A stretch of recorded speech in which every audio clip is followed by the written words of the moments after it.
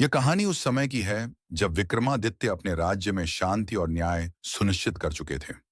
उनकी राजधानी उज्जैन में समृद्धि और खुशहाली थी। एक दिन उनके दरबार में एक साधु आया और उसने राजा विक्रमादित्य से कुछ बहुत महत्वपूर्ण बात कही। साधु ने कहा, राजा विक्रम, आपके राज्य में शांति और समृद्धि है, लेकिन इस समृद्धि की जड़ एक रहस्यमयी गुफा में छुपी हुई है, जिसे केवल एक सच्चा और साहसी राजा ही खोज सकता है। इस गुफा का रहस्य आपके राज्य की खुशहाली से जुड़ा हुआ है। राजा विक्रमादित्य ने साधु की बातों को गंभीरता से सुना और उन्होंने तुरंत तय किया कि वह इस गुफा का रहस्य जानेंगे।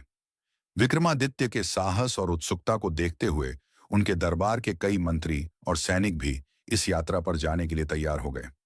लेकिन राजा ने अपने दरबारियों से कहा, यह एक निजी यात्रा होगी। मैं अकेला ही इस गुफा का रहस्य जानने जाऊंगा, क्योंकि इस मार्ग पर जाने वाले को बड़ी कठिनाइयां और चुनौतियों का सामना करना होगा। राजा विक्रमादित्य ने अपने घोड़े पर सवार होकर यात्रा शुरू की। कई दिनों तक उन्होंने कठिन जंगलों, पहाड़ियों और नदियों को पार किया। रास्ता बेहद कठिन था, लेकिन विक्रमादित्य ने अपने साहस और आत्मविश्वास के साथ हर कठिनाई का सामना किया। एक दिन उन्होंने एक घने जंगल में एक विशाल गुफा देखी, जिसकी दिशा साधु ने उन्हें बताई थी। वह गुफा बहुत अंधेरी और रहस्यमयी थी और उसके भीतर जाने का रास्ता भी बहुत ही डरावना था। गुफा के भीतर घुसते ही विक्रमादित्य को अजीब सा एहसास हुआ। चारों ओर सन्नाटा था और वहां कोई भी जीवित प्राणी नहीं दिख रहा था। वह धीरे धीरे गुफा में और अंदर बढ़ते गए। गुफा के अंदर एक विशाल पत्थर का द्वार था, जो बेहद प्राचीन और भारी प्रतीत होता था। विक्रमादित्य ने उस द्वार को खोलने के लिए कई प्रयास किए, लेकिन वह नहीं खुला। तभी उनके सामने एक भयंकर राक्षस प्रकट हुआ। राक्षस ने विक्रमादित्य से कहा, तुमने गुफा तक पहुंचने की हिम्मत दिखाई है, लेकिन अब तुम्हारे सामने एक बड़ी चुनौती है। तुम्हें मुझे हराकर इस द्वार को खोलना होगा। राक्षस ने विक्रमादित्य से 3 कठिन प्रश्न पूछे, जिनके उत्तर देने के लिए विक्रमादित्य को अपनी पूरी बुद्धिमत्ता और विवेक का प्रयोग करना पड़ा। राक्षस ने पहले सवाल पूछा, सच्चा राजा कौन है? विक्रमादित्य ने तुरंत जवाब दिया, सच्चा राजा वह होता है जो अपने प्रजा के लिए हमेशा न्याय, दया और सत्य का पालन करता है। दूसरा सवाल था, जीवन का सर्वोत्तम मूल्य क्या है? विक्रमादित्य ने उत्तर दिया, जीवन का सर्वोत्तम मूल्य सत्य और कर्तव्य है। एक व्यक्ति को कभी अपने कर्तव्यों से भागना नहीं चाहिए और हमेशा सत्य का पालन करना चाहिए।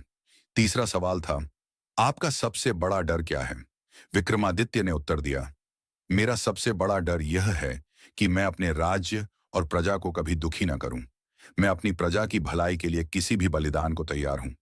राक्षस विक्रमादित्य की बुद्धिमत्ता और ईमानदारी से प्रभावित हुआ और उसने द्वार खोल दिया। विक्रमादित्य अंदर गए और देखा कि वहां एक प्राचीन पुस्तक रखी हुई थी, जिसमें पूरे राज्य की खुशहाली का रहस्य छुपा था। राजा विक्रमादित्य ने पुस्तक को उठाया और उसे ध्यान से पढ़ा। उसमें लिखा था, राज्य की समृद्धि और शांति उसी राजा के हाथों में है जो अपने राज्य के लोगों के लिए हमेशा न्यायप्रिय, ईमानदार और साहसी हो। यह पुस्तक आपके राज्य की खुशहाली का प्रतीक है और आप जैसा राजा ही इस रहस्यमयी गुफा तक पहुंच सकता है।